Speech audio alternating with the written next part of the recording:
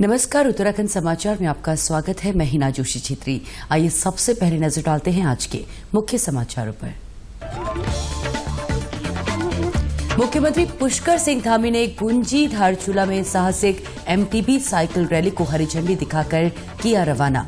कहा, सरकार सीमांत क्षेत्रों में विकास और पर्यटन गतिविधियों को दे रही बढ़ावा।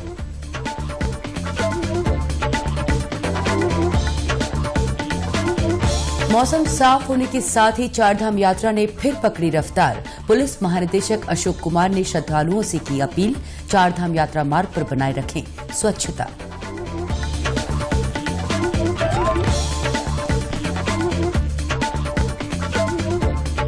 सीमांत गांव माणा में बहुउद्देशीय विधिक साक्षरता शिविर का आयोजन। सर्वोच्च न्यायालय के वरिष्ठ न्यायमूर्ति उदय उमेश ललित ने लोगों से किया संवाद। स्थानीय लोगों ने बताई अपनी समस्याएं।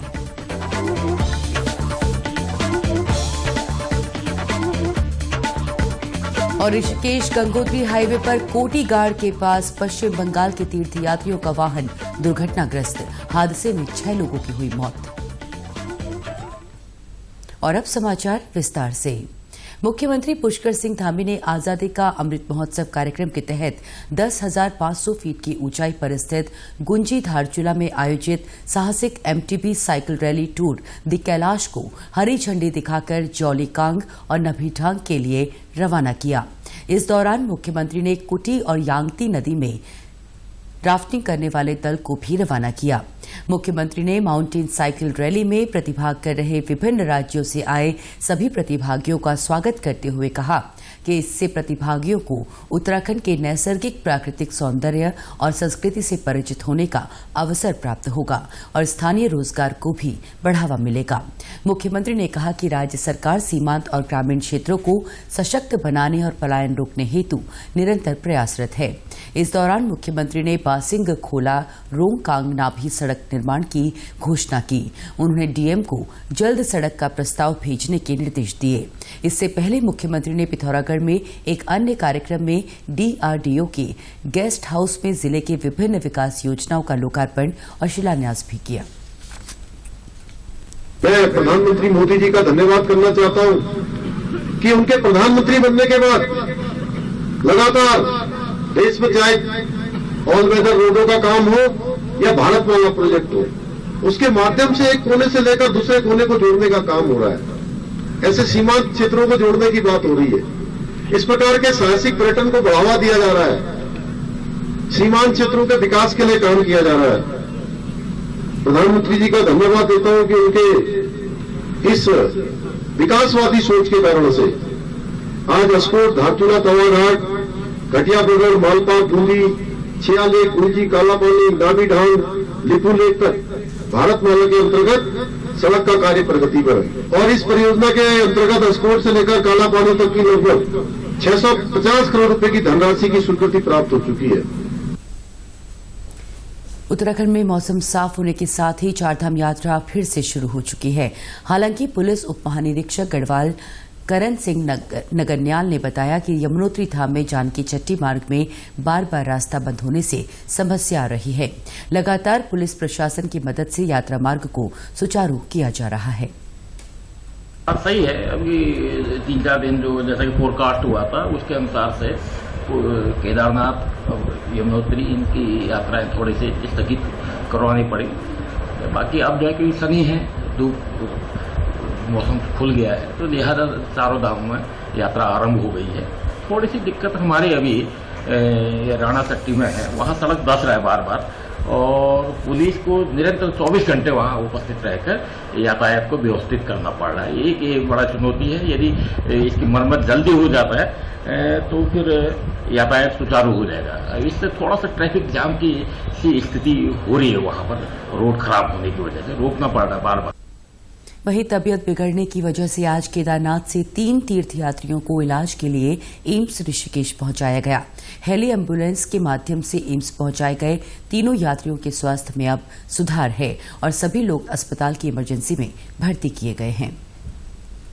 चारधाम यात्रा में स्वच्छता बनाए रखने और पहाड़ की सुंदरता को न बिगाड़ने को लेकर पुलिस महानिदेशक अशोक कुमार ने श्रद्धालुओं से अपील की है। सोशल मीडिया में एक वीडियो के माध्यम से उन्होंने कहा कि हमें चारधाम यात्रा के दौरान स्वच्छता का विशेष ध्यान रखना चाहिए।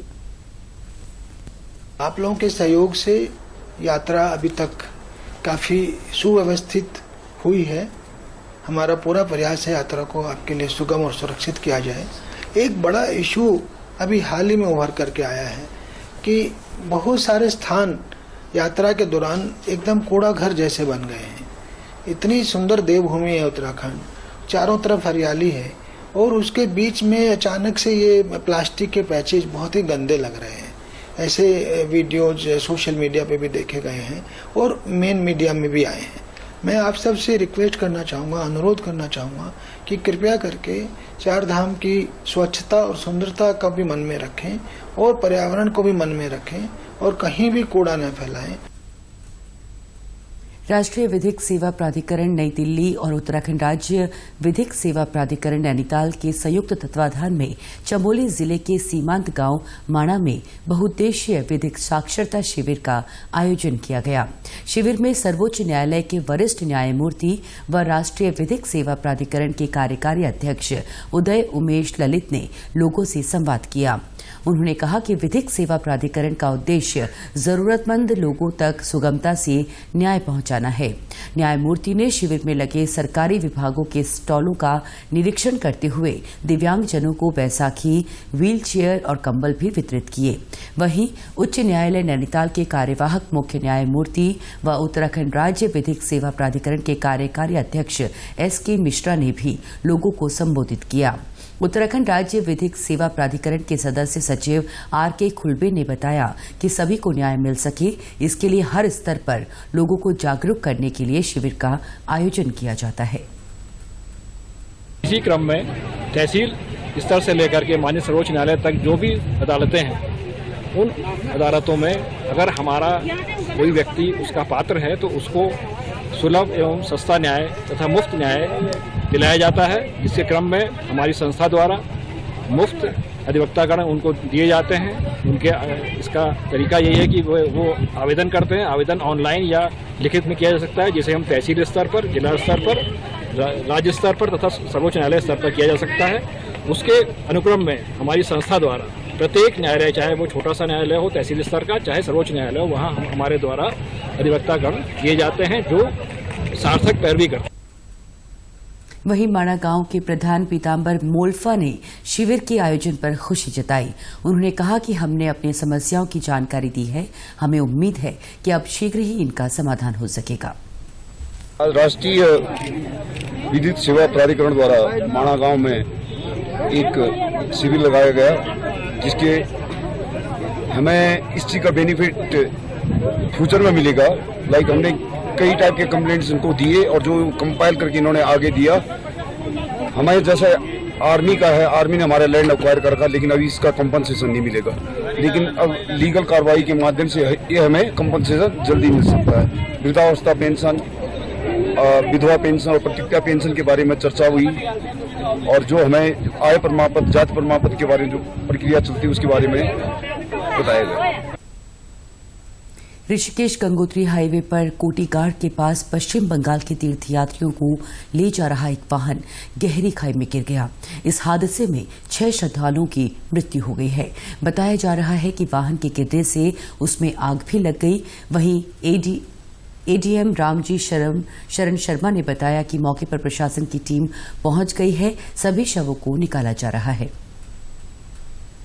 वाहन जिसका क्रमांक UK 100564 था, ये यात्रा के दौरान दुर्घटनाग्रस्त हुआ, जिसमें 6 व्यक्ति थे जिनकी मौके पर ही मृत्यु हो गई है। इसमें प्रशासनिक अमला और पुलिस मौके पर मौजूद है। उनकी बॉडीज निकाली जा रही है। चंपावत विधानसभा के उपचुनाव में 31 मई को वोट डाले जाएंगे। प्रशासन की ओर से बताया गया है कि 48 घंटे पहले यानी 29 तारीख को प्रचार समाप्त होने के साथ ही जिले की सीमाएं भी सील कर दी जाएंगी।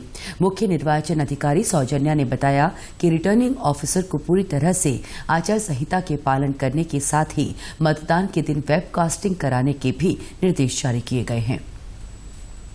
इलेक्शन के लिए हमारा पूरा तैयारी है।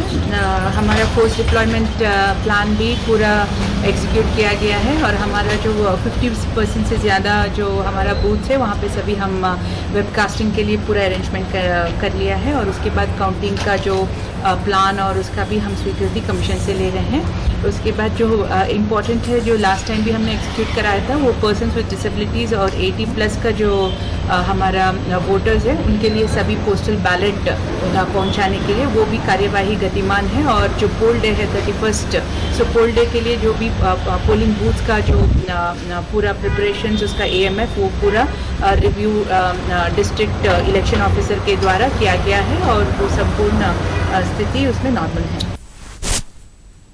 मुख्यमंत्री पुष्कर सिंह धामी ने कल शाम मुख्यमंत्री आवास स्थित मुख्य सेवक सदन में भारत की ऐतिहासिक थॉमस कप जीत पर उत्तराखंड के सपूत और विश्व विख्यात खिलाड़ी लक्ष्य सेन को सम्मानित किया।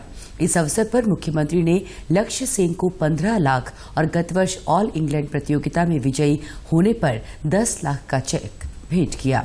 मुख्यमंत्री ने लक्ष्य सेन को आगामी ओलंपिक में जीत की शुभकामना देते हुए कहा कि लक्ष्य सेन ने हम सबको भी सम्मानित करने का कार्य किया है। हमारे नए उदीयमान खिलाड़ी लक्ष्य सेन से प्रेरणा लेकर अपनी प्रतिभा देश और दुनिया में प्रदर्शित करने में कामयाब होंगे।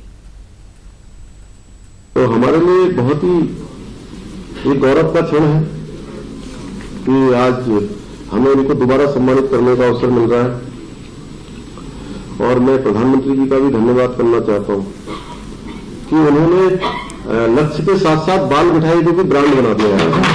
और ये सच है कि खेल के क्षेत्र में तो कोई शॉर्टकट हो ही नहीं सकता, कोई शॉर्टकट नहीं है इसमें। तो कठिन अभ्यास है, प्रशिक्षण है, कठिन परिश्रम है और जो पसीना निकलता है उसी से हमको पदक मिलते हैं, उसी से हम सबको सम्मान इनको देने का अवसर मिलता है। कार्यक्रम में लक्ष्य सेन ने उन्हें सम्मानित करने के लिए मुख्यमंत्री का आभार व्यक्त किया। उन्होंने कहा कि आगे भी अपनी खेल प्रतिभा से देश का नाम रोशन करने का उनका प्रयास रहेगा। थैंक यू बोलना चाहता हूँ CM सर को और उत्तराखंड बैडमिंटन एसोसिएशन को जिसने मुझे आज यहाँ पे सम्मानित किया। जो भी मैं पिछले टूर्नामेंट जीता था उसमें भी उन्होंने ऐसे मुझे फेलिसिटेट किया था और अभी भी किया है, तो मैं फिर से उनको थैंक यू बोलना चाहूंगा। और मैं अपने जितने भी यहाँ पे लोग हैं उनको बोलना चाहूंगा कि जो थॉमस कप में हमारा विक्ट्री था वो एक बहुत स्पेशल चीज है हम लोगों के लिए, क्योंकि एज अ टीम हम लोग पहली बार थॉमस कप जीता है। तो ये सब पूरे देश के लिए ब्लेसिंग है कि हमने इतना अच्छा परफॉर्मेंस दिया वहाँ पे और एज अ टीम हम लोग वहाँ पे काफी अच्छे से खेले और हमारा टीम एफर्ट काफी अच्छा था। तो और ये एक इंडिया के लिए ब्लेसिंग है जो हम लोग थॉमस कप जीते और मैं ऐसे ही चाहूंगा कि आगे भी ऐसा परफॉर्मेंस करता रहूं और देश का नाम रोशन करता रहूं और उत्तराखंड का। उत्तराखंड में राज्यसभा की एक सीट के लिए अधिसूचना हो गई है। चुनाव कार्यक्रम के मुताबिक 31 मई को नामांकन दाखिल करने की अंतिम तिथि है। 1 जून को नामांकन पत्रों की जांच होगी, फिर 3 जून तक नामांकन वापस लिए जा सकेंगे और 10 जून मतदान होगा।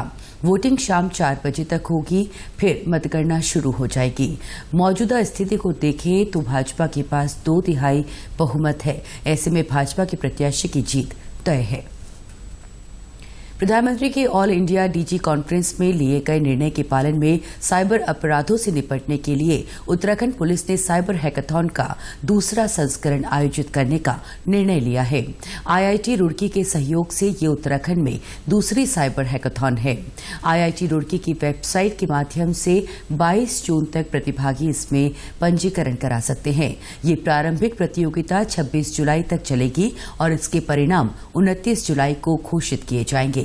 इसके बाद सफल प्रतिभागी टीमों को द्वितीय चरण के लिए दिनांक 9 और 10 अगस्त को IIT रुड़की में 48 घंटे पुलिस की विभिन्न तकनीकी समस्याओं का हल निकालना होगा। पुलिस की जटिल समस्याओं को कम करने के लिए सबसे अच्छी और प्रभावी रूप से चयनित प्रतिभागी टीमों को पुरस्कृत किया जाएगा। उत्तराखंड के समाचारों में आज बस इतना ही। नमस्कार।